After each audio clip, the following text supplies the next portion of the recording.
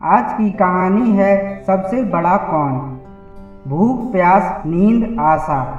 भूख प्यास नींद और आशा चार बहनें थीं। एक बार उन चारों में श्रेष्ठता की लड़ाई हो गई। हर कोई अपने आप को बड़ा बता रही थी। भूख ने कहा मैं बड़ी हूँ, प्यास ने कहा कि मैं बड़ी हूँ, नींद अपने आप को बड़ा बता रही थी और आशा अपने आप को सबसे बड़ा बता रही थी। जब आपस में इस बात का फैसला नहीं हो पाया कि कौन बड़ी है, तो चारों इस विवाद को लेकर राजा के पास पहुंची। राजा के सामने भी उन चारों ने अपने आप को ही बड़ी बताया। राजा ने पूरे विवाद को समझा। राजा ने कुछ सोचकर सबसे पहले भूख से पूछा, बहन तुम बताओ कि तुम कैसी बड़ी हो। भूख ने कहा कि मैं इसलिए बड़ी हूँ क्योंकि मेरे कारण ही घर में चूल्हे जलते हैं, अच्छे अच्छे पकवान बनते हैं और जब वे पकवान थाली में सजाकर देते हैं तब मैं खाती हूँ, इसलिए मैं बड़ी हूँ।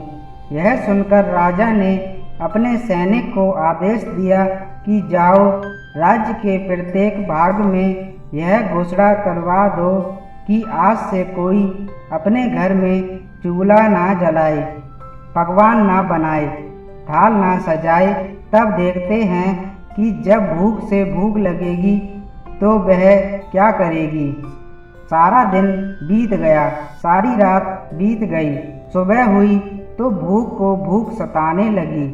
वह चारों ओर भोजन को तलाश करने लगी, लेकिन भूख को खाने को कहीं कुछ नहीं मिला। तब वह लाचार होकर घर में पड़े रोटी के बासी टुकड़े खाने लगी। प्यास यह सब देख रही थी। वह दौड़ी दौड़ी राजा के पास गई और बोली कि हे राजन, भूख हार गई है। वह घर में पड़े रोटी के बासी टुकड़े खा रही है। फिर प्यास बोली, देखिए मैं सबसे बड़ी हूँ। अब राजा ने प्यास से पूछा कि ठीक है, अब तुम बताओ कि तुम कैसे बड़ी हो। प्यास बोली, मैं इसलिए बड़ी हूँ क्योंकि मेरे ही कारण लोग कुएं और तालाब बनवाते हैं, बर्तनों में भरकर पानी रखते हैं और वे जब पानी किसी बर्तन में भरकर मुझे देते हैं तब मैं पीती हूँ, इसलिए मैं बड़ी हूँ। राजा ने अपने सेवकों से कहा कि जाओ और पूरे राज्य में घोषणा करा दो कि कोई भी कुएं ना खुदवाए, अपने घर में बर्तनों में पानी भरकर नहीं रखे। राज्य के सभी तालाबों और कुओं पर कड़ा पहरा लगा दो, किसी को कोई बर्तन भरकर पानी ना दे। देखते हैं जब प्यास को प्यास लगेगी तो वह क्या करती है। पूरा दिन बीत गया और पूरी रात भी बीत गई। जब प्यास को प्यास सताने लगी, अब वह यहाँ वहाँ भटकने लगी। उसे जब कहीं भी पानी की एक भी बूंद पीने के लिए नहीं मिली तो मजबूर होकर वह झुककर एक गड्ढे का पानी पीने लगी। नींद यह सब देख रही थी।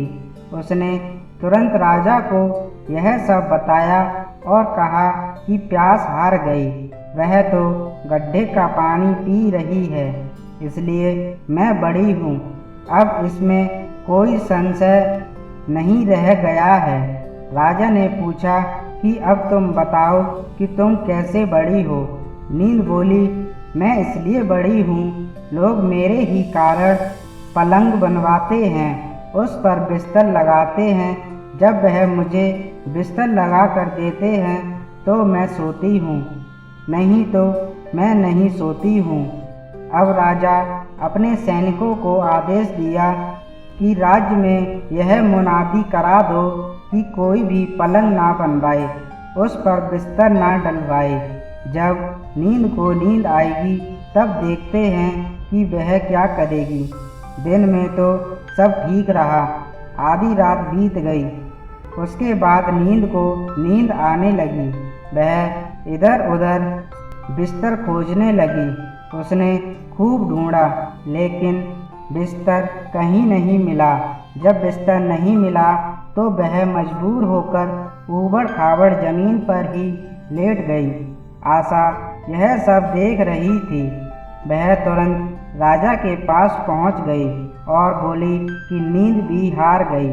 नर्म बिस्तर की बात कहने वाली नींद ऊबड़ खाबड़ जमीन पर ही सो गई। वास्तव में भूख, प्यास और नींद तीनों में मैं बड़ी हूँ। राजा ने पूछा कि अब तुम बताओ कि तुम कैसे बड़ी हो। आशा बोली कि मैं इसलिए बड़ी हूँ क्योंकि लोग मेरे कारण ही काम करते हैं, नौकरी धंधा मेहनत और मजदूरी करते हैं, परेशानियाँ उठाते हैं, लेकिन आशा के दीप को बुझाने नहीं देते। राजा ने सेवकों से कहा कि राज्य में मुनादी करा दो कि कोई काम ना करे, कोई नौकरी ना करे, कोई मेहनत और मजदूरी ना करे और आशा का दीप ना जलाए। जब आशा को आस जागेगी तो देखते हैं कि वह कहाँ जाती है। सारा दिन बीता, आधी रात बीती। जब आशा को आस जगी, वह यहाँ वहाँ गई, लेकिन चारों ओर अंधेरा छाया हुआ था। टिमटिमाते दीपक के प्रकाश में एक कुम्हार काम कर रहा था। आशा वहां जाकर टिक गई। राजा ने देखा कि कुम्हार ने जो दिए बनाए हैं वह कुम्हार की आशा के अनुसार सोने के हो गए। कुम्हार की छोटी सी झोपड़ी सुंदर महल बन गई। यह देखकर राजा बहुत खुश हुआ।